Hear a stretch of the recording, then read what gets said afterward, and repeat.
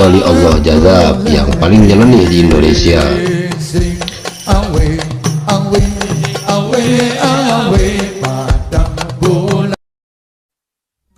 Yang pertama, Al-Habib Syahan bin Mustafa Al-Bahar, salah satu wali jazab yang paling nyeleneh. Siapa yang tidak kenal dengan sosok beliau, salah seorang dzurriyyah Rasulullah Shallallahu Alaihi Wasallam yang akrab dengan sebutan Habib Wan Sehan.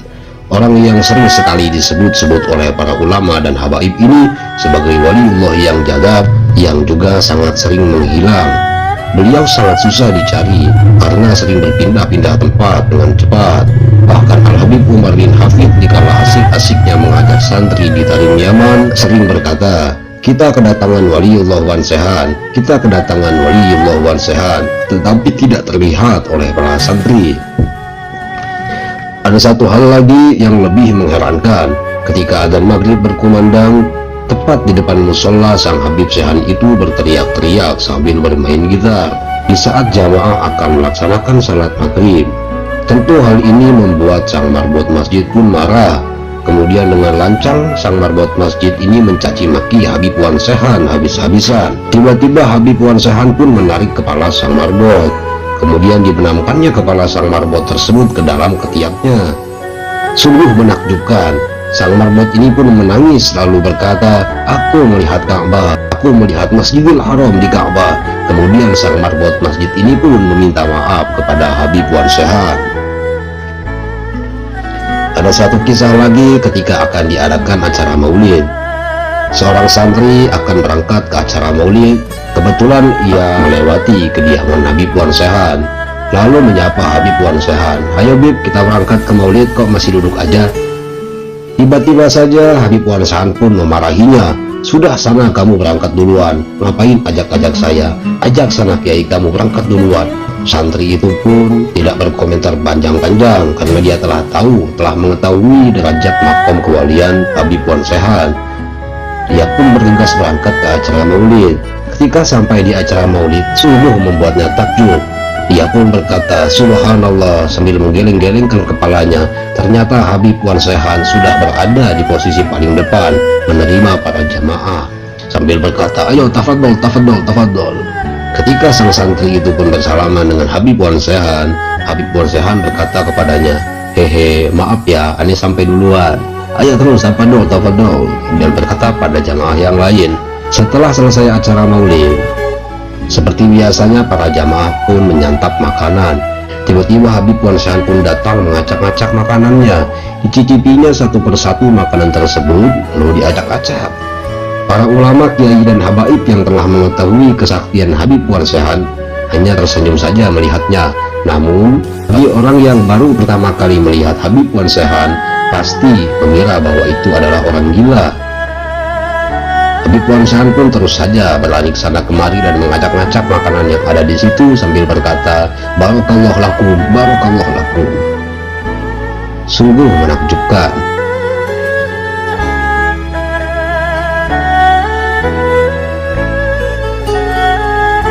Dua, Kiai Khalilur Rahman yang biasa dipanggil Rarilur, merupakan ulama yang sering didatangi ulama dari berbagai pelosok dunia.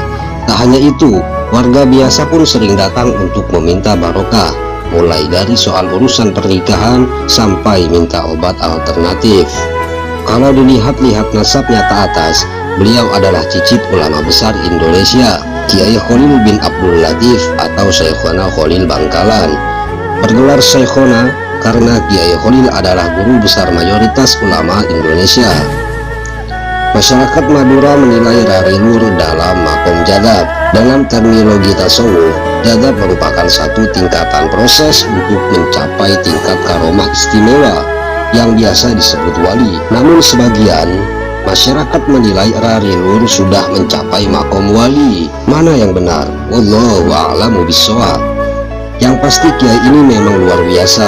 Penampilannya yang sangat bersahaja, bahkan jauh dari kehidupan normal, membuat hati orang yang melihatnya bergetar. Wajahnya yang memancarkan nur ilahi, beliau bagai magnet kehidupan. Beliau membuat orang yang melihatnya lupa akan segala gemerlap dunia. Duh Gusti, inikah ulama sebenarnya? Beliau adalah orang yang zuhud, hidupnya hanya untuk Allah. Kebiasaannya hanya berkelana dari satu tempat ke tempat lain. Orang yang tak memahaminya bisa jadi mengira beliau adalah orang gila. Maklum, dengan penampilan yang sederhana, terlebih perilakunya yang cenderung aneh, beliau kadang hidup di tengah laut merendam diri sampai berhari-hari. Namun justru sikapnya inilah yang mengingatkan orang pada Nabi Khidir alaihi salam.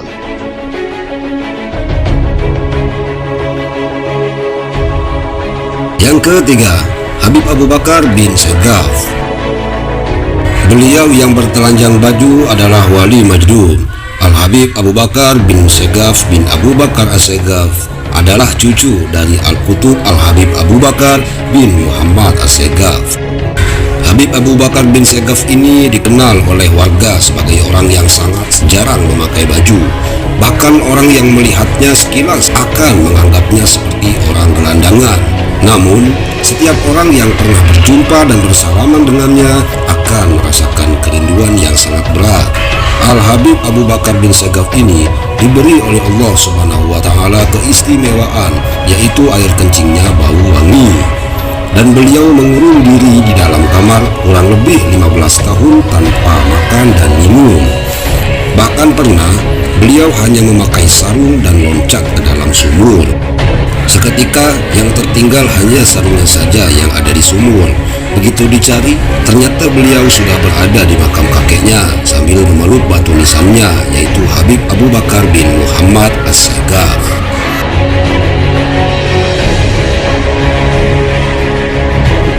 Yang keempat, Habib Ja'far Al-Kaf.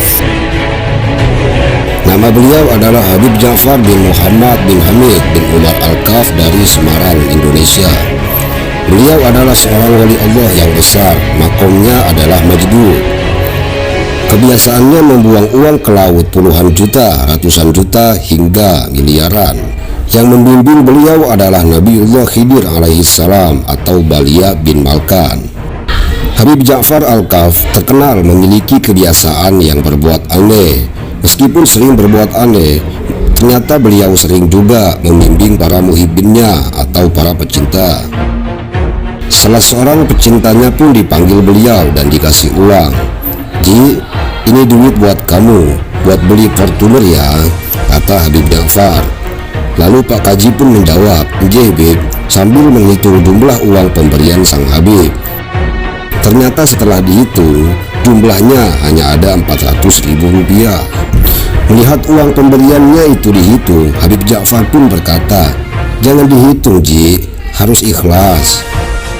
Ternyata ini pelajaran pertama dari Habib Ja'far, bahwa pemberian Allah, baik berupa uang ataupun harta yang lain, tidak boleh dilihat materi atau barangnya, juga berapa jumlahnya. Tetapi lihatlah siapa gerangan zat yang memberinya, yakni Allah Subhanahu wa Ta'ala. Sapu tangan harganya memang murah, tetapi sapu tangan pemberian kekasih tidak ternilai harganya. Beberapa waktu kemudian, Habib Ja'far mengajak Pak Kaji ke laut. Beliau berkata, "Ji, ini tas isinya duit semua, ayo dibuang ke laut, diniati sedekah rahasia saja ya." Bersama salah satu pembantunya, Pak Kaji tersebut membuang lembaran-lembaran uang ke laut. Dia perkirakan tidak kurang jumlahnya dari 20 juta rupiah uang yang dibuang ke laut. Pak Kaji pun berpikir keras, apa makna perbuatan ini, serta apa konteksnya dengan dirinya. Ini pelajaran kedua untuk Pak Kaji, bahwa bagi seorang arif billah, antara uang dan tanah nilainya tidak ada bedanya. Subhanallah. Yang kelima, Gus Ja'far. Di antara putra-putra Kiai Saleh, pengasuh pesantren Sabilul Muttaqin dan sesepuh di daerah sana, Gus Ja'far lah yang paling menarik perhatian masyarakat. Mungkin Gus Ja'far tidak sealim dan sepandai saudara-saudaranya, tapi beliau mempunyai keistimewaan yang membuat namanya tenar hingga di luar daerah. Malah konon beberapa pejabat tinggi dari pusat memerlukan sowan khusus ke rumahnya setelah mengunjungi Kiai Soleh. Bahkan ayahnya sendiri, Kiai Soleh, pun berkata, Gus Ja'far itu lebih tua daripada saya. Entah apa maksudnya. Kisah ketika Gus Ja'far bertemu dengan Sumini. Sumini ini dijuluki sebagai perawan tua di kampungnya. Gus Ja'far pun berkata kepada Sumini, "Sum, kulihat keningmu kok bersinar, sudah ada yang lamar ya?" Tak lama kemudian ada orang seberang yang melamar Sumini. Begitupun kisah yang dialami seorang tukang kebun. Gus Ja'far berkata kepada tukang kebun itu, "Kang, saya lihat hidung sampean kok sudah bengkok, sudah capek menghirup nafas ya?" Loh, ternyata besoknya tukang kebun itu pun meninggal. Inikah yang dinamakan ilmu kasyaf. Wallahu a'lamu bishawab. Satu cerita lagi dari Li Salamun. Ketika Gus Ja'far bertemu dengan Li Salamun, Gus Ja'far berkata kepada Li Salamun, "Wah, sapu sampean kok mondol-mondol, dapat proyek besar ya?" Pengakuan Li Salamun, padahal pada saat itu justru kantongnya sedang kempes-kempesnya. Dan percaya atau tidak percaya, esok harinya Li Salamun memenangkan tender yang diselenggarakan Pemda tingkat provinsi. Sungguh luar biasa. Itulah kisah wali-wali Allah majdub di Indonesia. Ini bisa dijadikan pelajaran untuk kita semua. Jangan menganggap remeh, jangan menganggap rendah orang-orang yang terlihat hina. Beliau-beliau memang terlihat aneh, perilakunya begitu di luar akal manusia. Tetapi tanpa kita ketahui, beliau-beliau adalah wali-wali Allah. Orang yang memiliki ilmu tinggi tentu akan menghormati mereka. Tapi orang yang awam justru malah mengatakan mereka itu adalah orang gila. Cukup sekian dan terima kasih. Sampai berjumpa di video selanjutnya.